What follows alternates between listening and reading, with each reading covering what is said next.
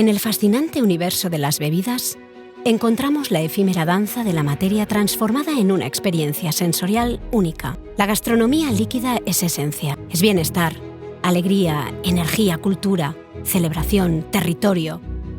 Una necesidad que satisface nuestros instintos más primarios, que influye directamente en nuestro estilo de vida. Un placer del que disfrutamos en soledad o en compañía, compartiendo momentos únicos. Basque Culinary Center, desde su visión Gastronomía 360 grados, apuesta por impulsar la gastronomía desde una visión integral. En este ecosistema único y de la convergencia entre gastronomía, conocimiento, pasión y espíritu emprendedor, surge Edda Drinks and Wine Campus, un proyecto pionero centrado en el universo líquido.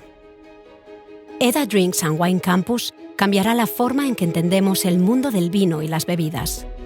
Con el talento como base y desde la formación, la investigación, la innovación y el emprendimiento, desde las raíces y con una visión internacional y abierta, desde el conocimiento experto, desde la excelencia.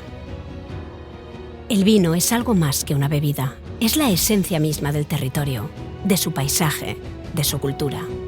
Así, desde Vitoria-Gasteiz y La Guardia, dos sedes complementarán la visión integral, abierta y global, que reforzará el sector del vino y las bebidas junto a Basque Culinary Center, con su sede en Donostia, San Sebastián. Las tres juntas conformarán Edda Drinks and Wine Campus, un espacio donde la maestría enológica se transmitirá con dedicación y compromiso social. Y la formación, investigación e innovación florecerá con el propósito primordial de transferir conocimiento al sector vinícola y de las bebidas desde una perspectiva integral, donde las experiencias darán respuesta a los retos presentes y futuros, en ámbitos que abarcan desde la salud y la sostenibilidad hasta la tecnología y el estilo de vida. Edda Drinks and Wine Campus, donde la gastronomía líquida se fusiona con la innovación y el futuro.